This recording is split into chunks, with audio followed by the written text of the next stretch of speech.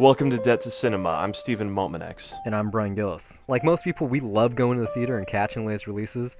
However, it can sadly put a big dent in your wallet. Fortunately, living in the digital age makes the viewing possibilities endless from the comforts of home. Many of these films that you can see right from your couch, we're ashamed to say we missed, despite labeling ourselves cinephiles. So join us as one or both of us cross off a title from our list of shame. It can be an all-time essential classic, or an underrated piece of cinema that's worth giving a shot. Hell, it might just be some trashy film we want the other's opinion on. So sit tight and join us as we pay off our debts, $1 at a time. Within this old house live two residents.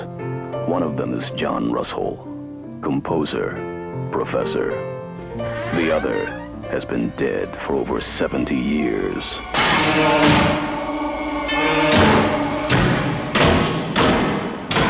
Claire, I'd like to talk to you about the house. Did you die in this house? How did you die? Whatever it is trying desperately to communicate. What is it in that house, Claire? What is it doing? Why is it trying to reach me? The Changeling. Changeling. I guess something that we gotta be clear, even though when you think about it, they're both pretty much about the same thing. It's the same idea. Just very different. But yeah, no, like that distinction I guess has to be made. So that's how this got on my radar. This was not on my radar. I think Brendan did an episode for it over at Scream 101, but yeah, not on my radar at all. I've seen like George C. Scott in Doctor Strangelove, and that's it. Like I haven't seen Patton. Really? Yeah. Well, not to knock on Patton, it is a good movie, but this is one of those cases where like watching, I did feel like maybe I've not seen enough George C. Scott, but you don't associate him in horror flicks. You know, it is kind of like when you see Gregory Peck in The Omen, it's just that going against type thing that does make it immediately intriguing in a way, like especially just I don't know, with George C. Scott, like just seeing him like that first time he goes up the stairs in the attic, like just there is that like look of fear there that's sort of reminiscent to like that exaggerated expression you might see in like those old German silent horror films. Like that's the vibe that I got, and I thought it was really fucking cool. And then it just goes on from there, and he just fucking goes like full Scott is just like pretty confident and badass in every step that he takes, and very dedicated, and just continuing on with this mystery. Because I mean, you know, it's a cool haunted house flick, but it is mostly to me, it's a really good mystery. It that's truly the is. most intriguing thing. Yeah, I was thinking a lot about like Man from Reno. I was watching this because I didn't know what it was, and then I started watching. I'm like, oh, this is totally a mystery. It's a slow burn supernatural mystery. Like this is not horror. Like there are some spooky moments. There's some unsettling scenes. Like the composition is pretty eerie, but I wasn't scared. I mean, yeah, I saw it during the daytime, sure, but like this was This was as scary as the others was, which was inspired by this. I thought there were some pretty great jump scares here, to be honest. Like the face really in the nice, bathtub, or if I'm going to be hyperbolic on one thing, I will say that mirror in this, that's probably the best jump scare that I've ever seen with a mirror, because it's such a like cliche thing to happen in horror, and it's usually like, oh look, someone's behind you now.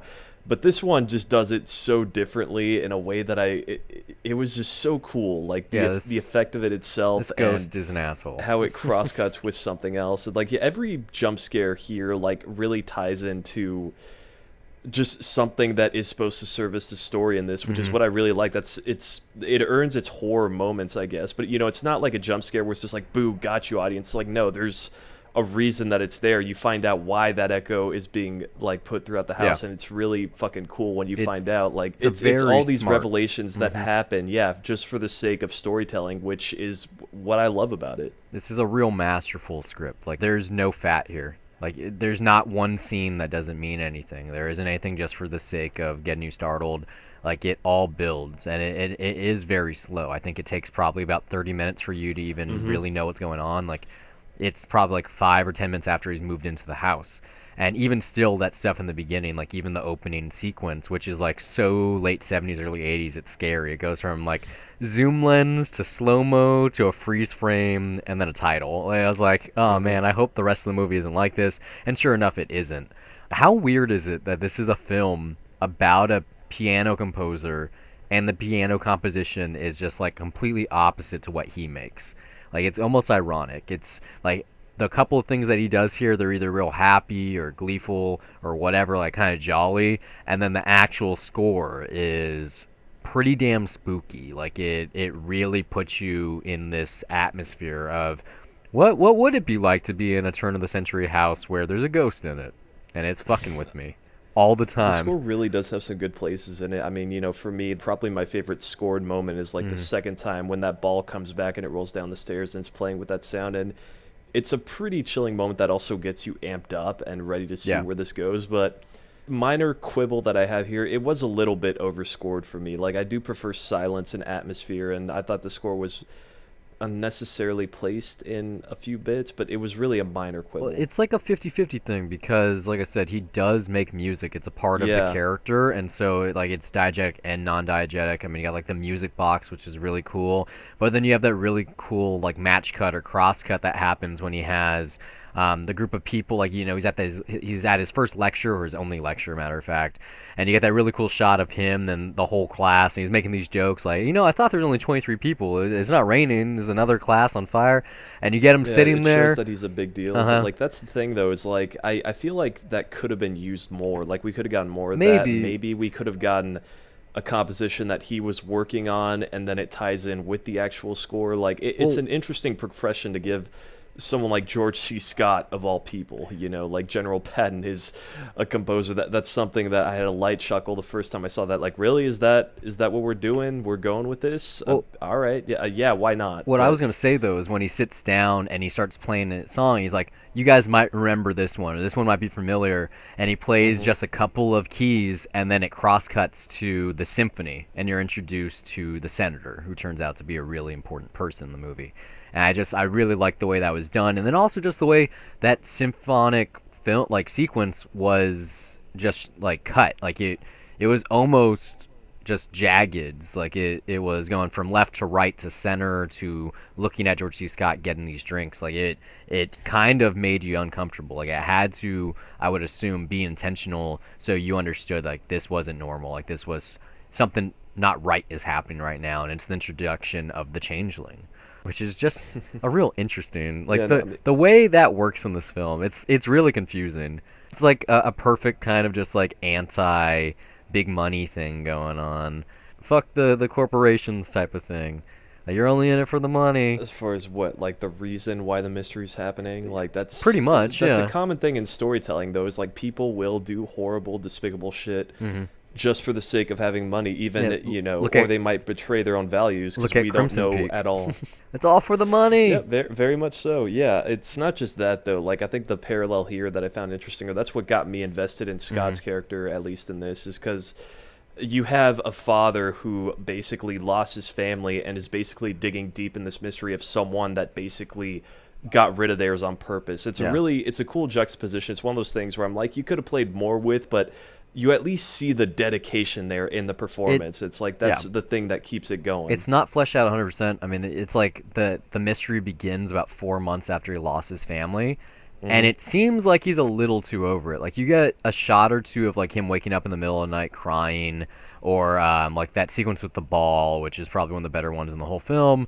But there's like not a moment where he's with his actual real life wife and going like, I miss him so much, or like anything. Like maybe like if you had a sequence, for instance, when he first arrives in Seattle, he's at his friend's place and they have their kids, and he has like that passing glimpse of one of the daughters. I wanted something like that again, like to kind of like a breaking point, because this apparition, this ghost, this kid, this Joseph, he was looking for him, he was seeked out, and yet you don't really get a real reason why. Like it could have been anyone. I mean, anyone could lose their the kid. thing that I got out of it was that they were basically using the connection with the daughter there. That was the gateway in, even though then the case ends up being completely different.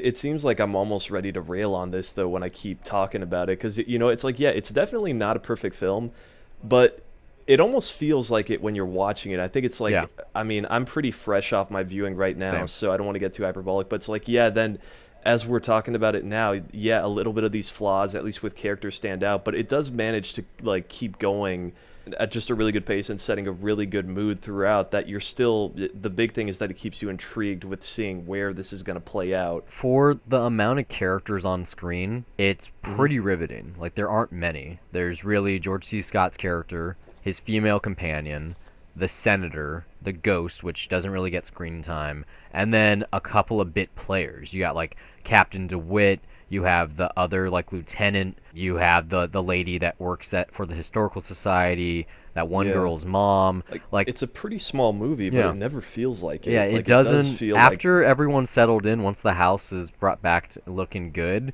it really just moves right along. After, like I said, after that first like 30 minutes, 25 minutes, there's no pacing issues. Like the mystery unravels really, really well. Like there's no dead space. There's not even really any red herrings. Like it doesn't make you like question what's going on, and yet you want to know why. Like for instance, the seance scene, probably one of the best seances I've ever seen in a movie. Like just that's so where good. I want to be there with people. Like I want to counter that. It might be a stupid nitpick, but it's the way that that's built up where I think it's really cool. Like, oh, 99 cases these people end up being fake, but there's then that 1%. It's like, okay, that sets it up as being serious. And I like the sound of the writing of the pencil on the paper, but there's just something about the expression, like just a little thing that rang false to me of like, oh, it's just scribbles, and then really jaggingly just like writing and like really pushing hard on there, and it's like it almost feels like, okay, that's not enough for me to believe that there's a medium in the room. Like it's a pretty big stretch of faith that I have to take. No, she's the medium. The lady. Yeah, no, that's what I'm saying. It's like the method there. It's just like, well, I don't know, just writing on paper, there's something about that almost feels like that could be one of the phonies to me.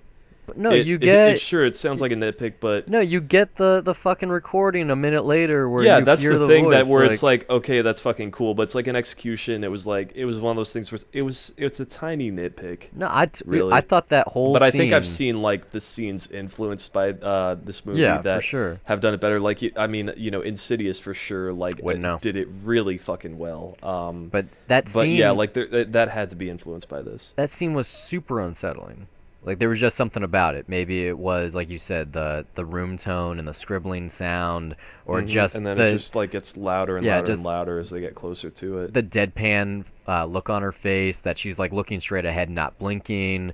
Though just the way the writing looks, like George C. Scott's expression, just whatever, the way that the tapes are playing. There's something about it that I found unsettling. I think it's... I mean, there's something about it, like, I don't know, it's like, it feels like it should be, like, by design. It's like, when you go into a haunted house, it's like, okay, you feel like, okay, this is the thing that should be scaring me. But because I know what it is, it's kind of having this opposite effect in a certain way and making me a little bit more cynical about it. But at the same time, I know for this movie in this world, it's supposed to be real because you are getting those POV shots of the spirit coming. I mean, the way that scene ends, it's like, yeah, they definitely tapped into something, but I don't know. Like there was it's a tiny nitpick. It was it's not something I should dwell too much on. But I think for me, it was the first real notice or real clarification of what this changeling is or whatever entity in the house is right before that seance. Like when you get that ball bouncing down the stairs both times. Like it's clarified. It's like, okay, this is actually a haunted house movie. This isn't the guy. It was clear the moment that the piano note hit down, where it's like, that was the moment where I was like, this is real cheesy. Okay, but it is like, okay, there's a supernatural element at play. That's a given. You can't argue that anymore. It's just weird. Hopefully it doesn't go over the top. But yep, those are the rules that this movie is playing with. It's going to delve into some supernatural entity. There you go. Now let's just see where it goes. I would have maybe preferred that they wait and not make that the first reveal. Yeah, but the piano. It was that, like, it really wasn't necessary. I think anyone going into this film was going to know just based on the poster that it was a certain thing. I think it's like inspired by a true story too, so that was probably the way they got people in, because this was, I would have to assume, like a couple of years either before or after the Amityville Horror, which is a similar kind of film too. But yeah, just that bouncing ball, you get the seance, and then right after the seance you get that really kick-ass, almost like Evil Dead ghost POV shot where it's like the levitating camera going in the room, and you get to see this father like murder his son, which is just really very uncomfortable. Like that. Specifically, the method too is like, okay, I'm gonna grab you and drown you in a bathtub. Well, even but that echo, even better that yet, sound, though, that's where it's just like the crippled kid who can't use his legs, and that you're using that against him to kill him, and you're gonna drown him, and you're doing it for the money. But then, also, like, all of a sudden you're like, oh, that's what that pounding sound is. That's why all Yeah. the drains were filled with water that night. That's why I saw the face in the bathtub. Like, it just kind of creeps up on you. You're like, okay, this is really, like, it's not Yeah. Like, scary, but it's well, no, but it's like I love that in horror. Like, Mhm. I sort of explained this to you last night. Like, in horror films when you're just watching it and something off is happening, but you don't have a set explanation for it, and you're kind of questioning what exactly you're getting. And then it's Yeah. like when you get that and you realize, like, it's not just a creepy sound, it's more than that. It's one of those things where every decision there is to support the story in some way. And as you just see it unravel before you, and it's like, I fucking love that.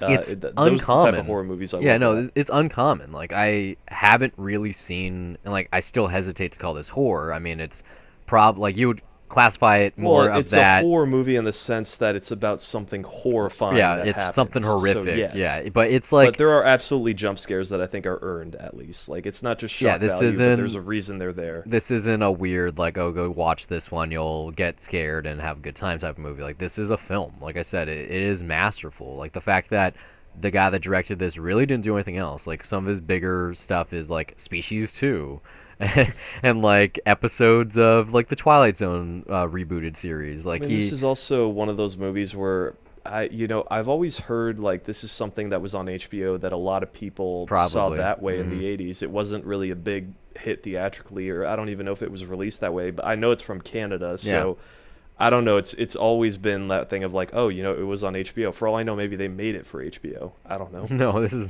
Probably not. Definitely not. But in my mind, it's just like I may as well assume it because I always hear HBO when they bring up this movie. Even the DVD that I rented had HBO on the box. fancy. So Yeah, yeah. I got a digital copy that did not look so great, but I listened to it with my headphones on, so it kind of counterbalanced because the sound design on this thing is it's pretty great. Just because like I said, it's about someone making music, and you got all this good music, and then there's some real unsettling stuff happening too. Because when this really gets going, like after that seance, after you see this father and how fucked up this family is, like once it gets going and the mystery really begins, oh man, like it's moving so fast. It's like, where are the records? Where'd they go? Like, what's this? I got your, like, there's a well. Let's find the well. Let's find the house. Oh, there's nightmares. Yeah. Like, all of that shit. Like, there's this really cool shot, too, where you have George C. Scott in the bedroom floor starting to dig up the well, starting to do the excavation. And instead of being overhead, it's kind of, like, lateral, so it looks like the well is in the wall. And I was looking at that one, I was like, I wish the film was in 3D just for this one shot. Because it looked so cool, like just the composition of that one. Like, and this isn't a film like that. Like, this isn't somewhere like, oh, the mise en scène, like, oh, it's look at the framing structure or anything like that. But that one in particular really stood out. Like, it really just, it was like, oh man, like, and that's when the movie kind of like, you know exactly what's happening at that point. There are no surprises anymore. Like, you're totally invested.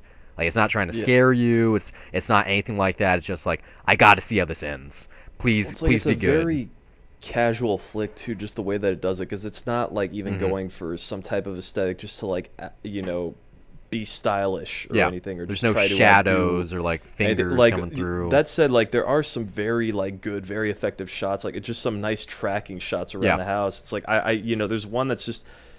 It's like a simple like just 180-degree pan, and then all of a sudden the camera starts moving, and it's like it's a shot I'm sure has been done like 100 times to death before.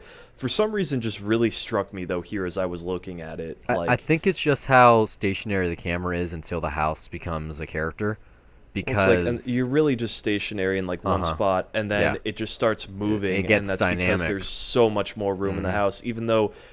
It's really like when you get down to it, you only see 2 rooms downstairs. Like you don't really see that much of the house either. But Well, it's just like one shot that shows you the downstairs of these 2 rooms that you're going to be spending most of your time in, and it manages to make it feel big. Well, I did some research, and the reason for that is that this isn't a real house. That's not there's nothing about this that is real. That's a facade on a house, so that this mansion doesn't exist. They couldn't find it.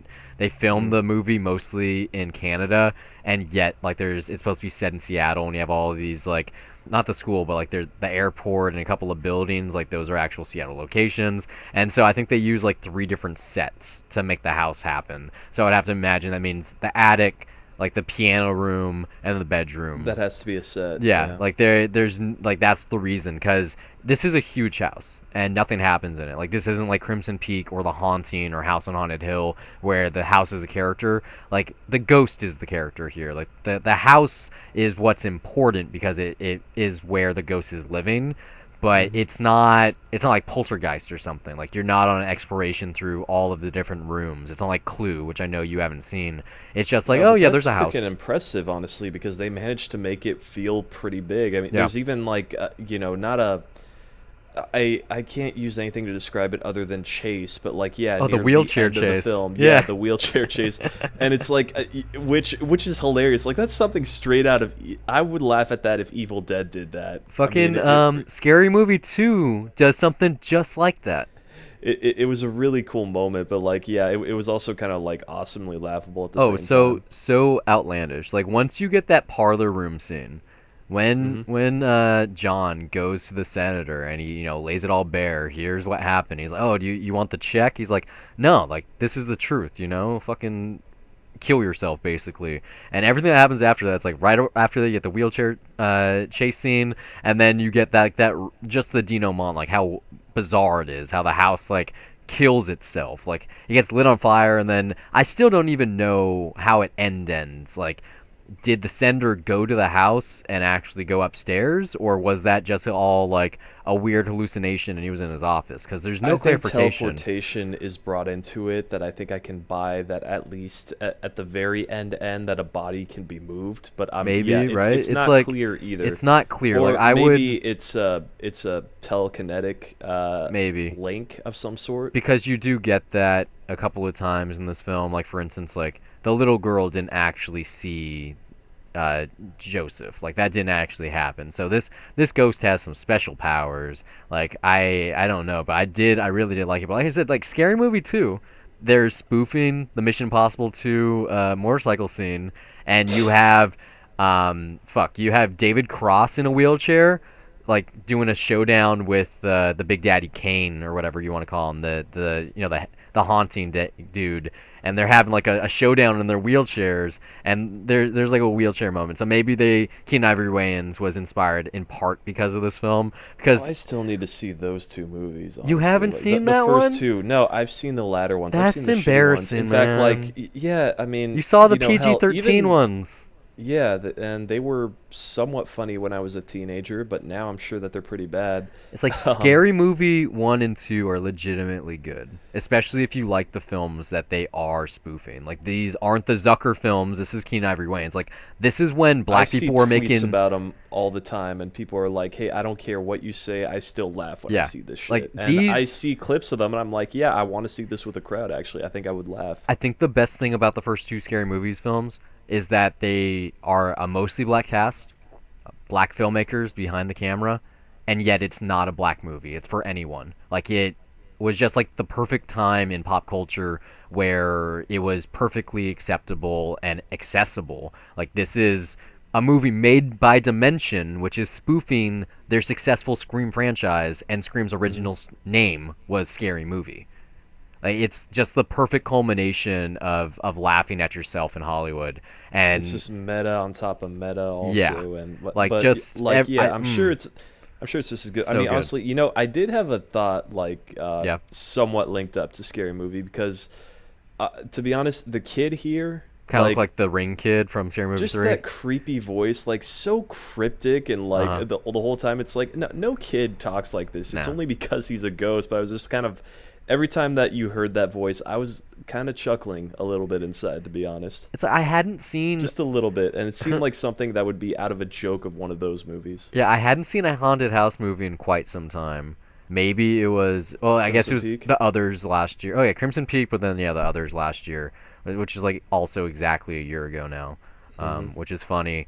And it's not really a genre anymore, is it? Like I know Insidious is a thing, but outside of that one, like, does it even exist? Like I don't.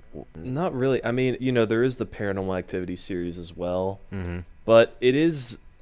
It's a tough thing to sell, I guess, to an audience because especially now, like the moment that people go in, like you have to really be willing to, I guess, believe in that right away, because like it's such an easy thing to do. I think Ghostbusters kind of does it. the new one. Yeah, the beginning of Ghostbusters when they're in the museum. They do it pretty well. They yeah, do it like, pretty I don't know. well. I mean, I'll credit the remake for that as well. But I did think when I was watching this, like, it does pretty much get away with, like, just by stating, hey, this is just a haunted house. This is what's going on. There's no mythology or anything, or no demonic spirits or anything. It's just, okay, hey, it is what it is. And it convinces you of that without having to do really much to make you believe it. Just the aesthetics and all the creative choices that happen back that up. So it's not...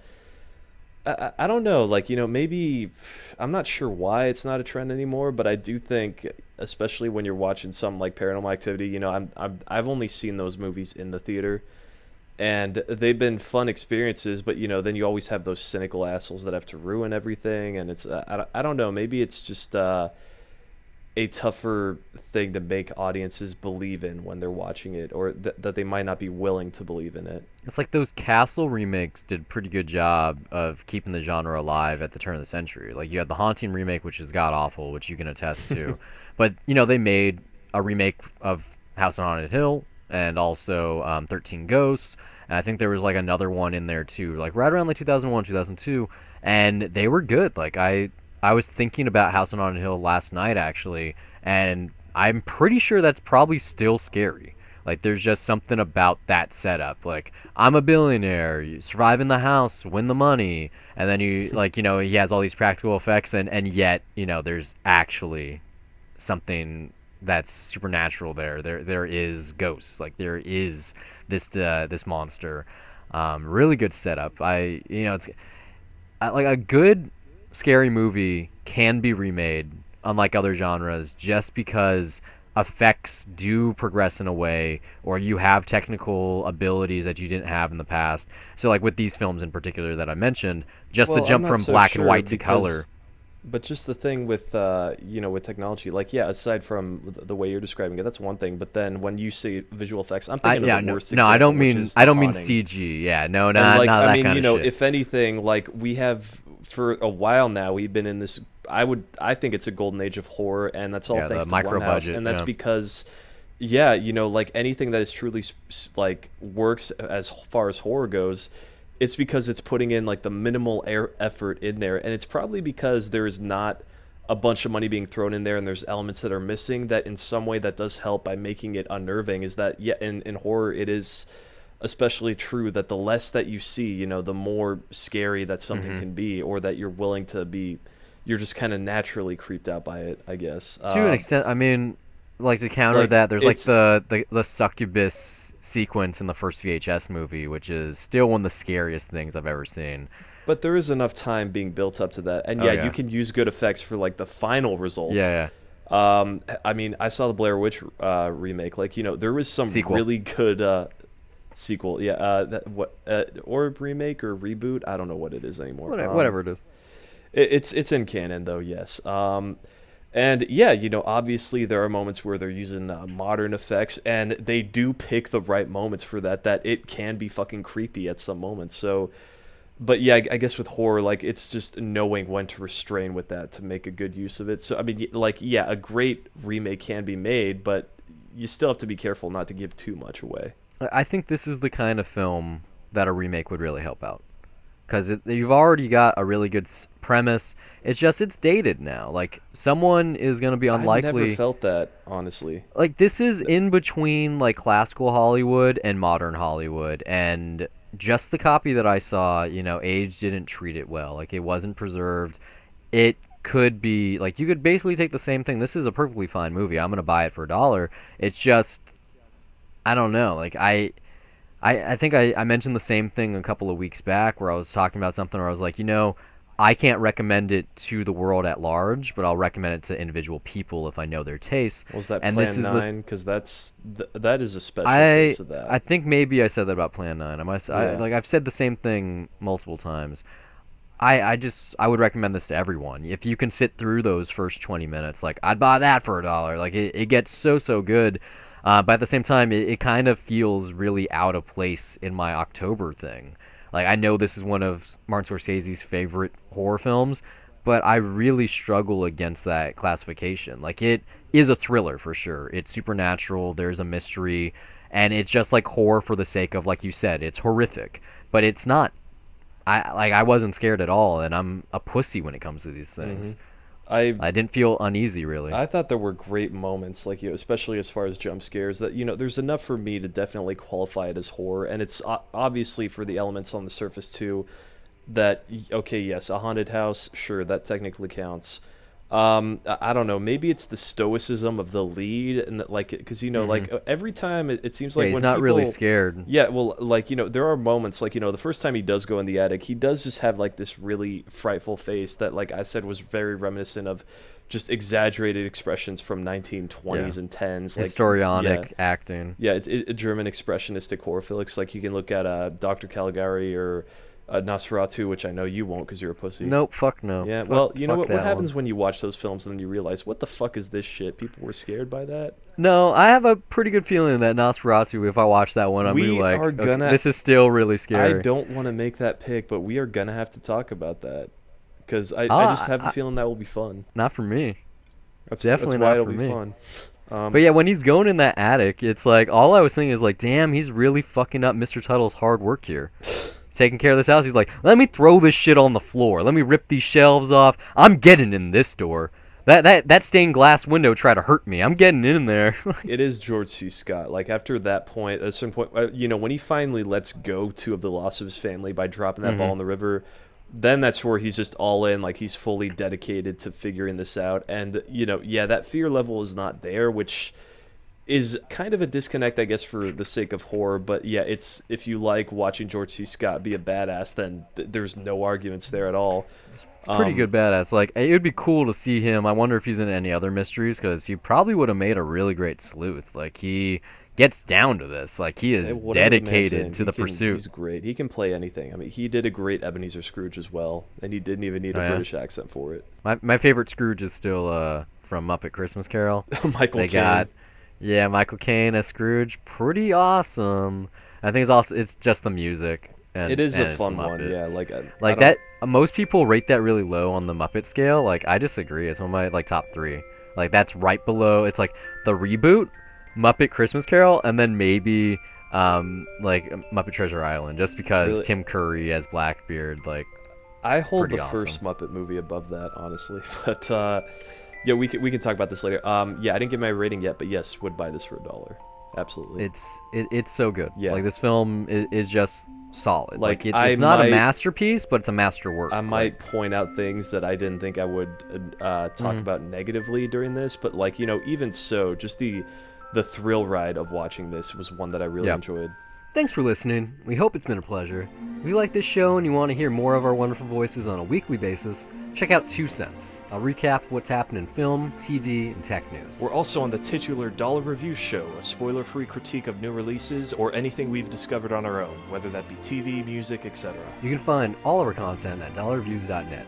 Follow us on Twitter or like us on Facebook at Dollar Reviews. And we're also on Google Play Music, iTunes, Pocket Cast, TuneIn, Stitcher, SoundCloud, YouTube, just about anywhere on the internet with hours of content available to you for free.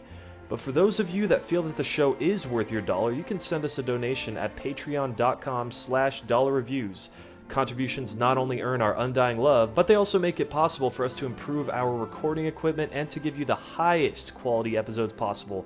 But more importantly, they'd be helping us acquire the content to review. Trips to the multiplex are expensive, and the more donations we receive, the more films we can review for your listening pleasure. If you listen somewhere we're currently not available, you'd like to contribute some talking points, send a Death to Cinema request, or if you just want to laugh at us, you can do so by reaching out to us on social media or send an email to brian@dollarreviews.net. Or you can email me as well, steve@dollarreviews.net. You can follow me personally on Twitter at Brian Gillis, that's BRYONGILLIS, and now you know how to spell the email too, and also under the same name on the lovely site Letterboxd, which acts as my film diary, where I rate films that I'm watching, write the occasional review, and even sometimes compile lists. You can also find me on Twitter at S_MTX, and also follow my film diary at Letterboxd under the same name, where I log everything I watch, and sometimes write brief reviews. That's it for this week. Until next time, keep the change.